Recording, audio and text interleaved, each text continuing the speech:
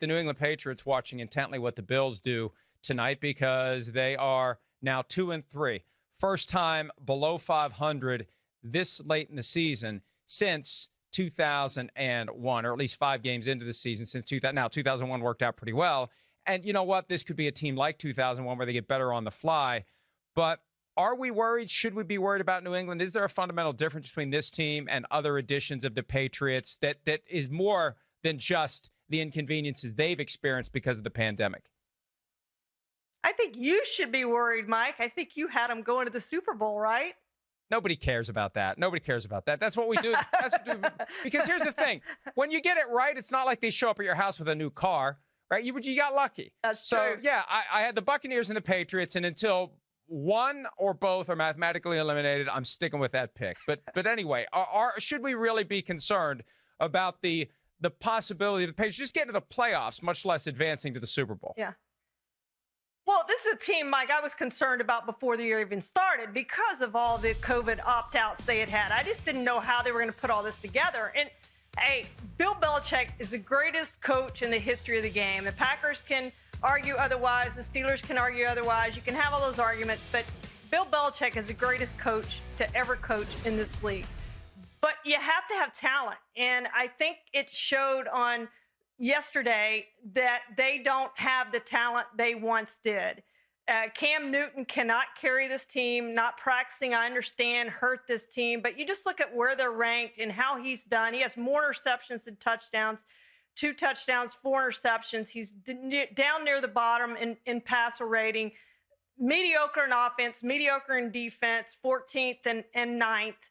This, to me, is just a mediocre team. They scream out mediocre just with the talent they have. They have the coaching. I just don't think they have anything to go along with the coaching. And now, certainly in our next segment, we're going to even question the coaching and some of the things that Bill Belichick did in that game yesterday. But, yes, I think this is a team very much that's going to struggle to make the playoffs despite the added playoff team. I'm not going to make excuses for the Patriots because they would be the last ones to make excuses for themselves. I thought they'd be the last team to have any COVID issues because I just assumed everything would be buttoned up as well as it could be.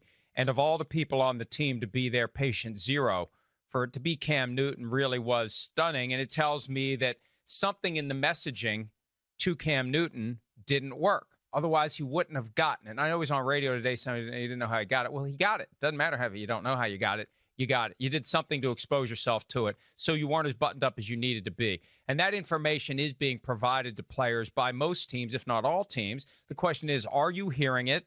Are you heeding it?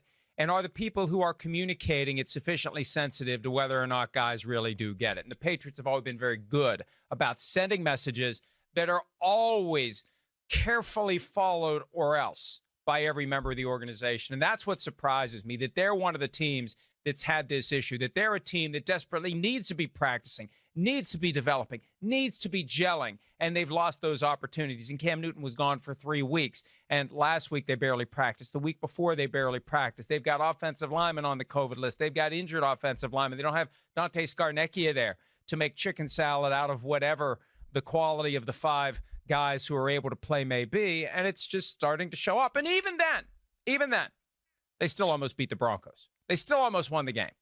It was ugly, and the Broncos had way too many field goals, not enough, or any touchdowns. They could have blown the Patriots off the field. The Patriots' defense held up its end of the bargain. The offense is going to have to do more, or eventually the defense is just going to break. They're not going to be able to take it anymore, and they've still got some tough games coming up, and they've got to play the Bills twice. They have the Bills 2 weeks from now. I'm not writing them off, because they have Bill Belichick, because they have Josh McDaniels, and because they have Cam Newton. Here's Cam from earlier today talking about what he needs to do to better lead his new team. I have to be better. I want to make that perfectly clear. I have to play better football for the New England Patriots, and I will. I think any competitor in this position, I heard a person say once, I don't point fingers, I point thumbs.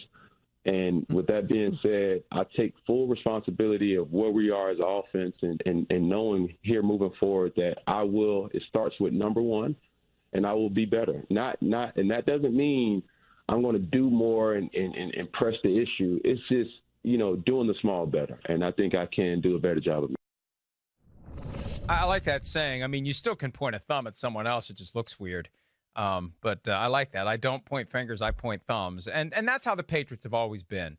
And that'll be the ultimate test of the Patriot way, Charean. They're dealing with adversity. They've dealt with adversity.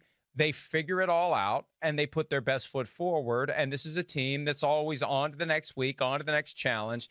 And maybe they'll be a lot better if they can eradicate the COVID from the building and practice 3 times a week. And Cam Newton can continue to develop. And I've always thought they're going to be better later in the year. They're just going to be better later than they otherwise would have been because of what's happened the last couple of weeks. Completely agree, Mike. This is a team that is going to get better. I think they're good enough to beat anybody. When you go back and look at that Seattle game, that to me was probably the most encouraging sign for the Patriots, to be honest. It came down to one play on the goal line, and they could have won that game. And that's against what we think is a really good team. So I think that's the encouraging thing for them. The victory over the Raiders was good. So I think they're good enough to beat anybody. But at the same time, I think they're bad enough to lose to anybody. I mean, the Broncos game, when you start penciling in L's and W's, was a game they should have won. They didn't win that game. Whether we're letting them off the hook or not for COVID, whether that played a part or not, whatever, that's still a game you should go out and win. You look at what the Titans did when they came off of their big break, came out, and they looked terrific. And they just didn't miss a beat. Maybe it was all those off-site workouts. Who knows? But they played really well, and the Patriots failed to do that. And when I look at their schedule, I see the Jets on there twice. I know those are 2 wins, what should be wins. I don't know about the rest of their games. I think they should beat Houston, but after losing to Denver, I don't know. And then the other games in there, you feel like they're probably not going to be favored in those games. Yeah, they've got 3 games left against the teams of the NFC East, and they start this weekend. Late afternoon game hosting the 49ers. Then it's at Buffalo, at the Jets on a Monday night. Oh, boy, schedule something else that night.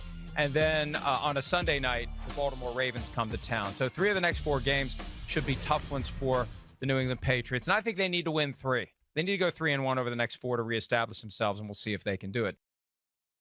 Hi, I'm Mike Tirico, and thanks for watching.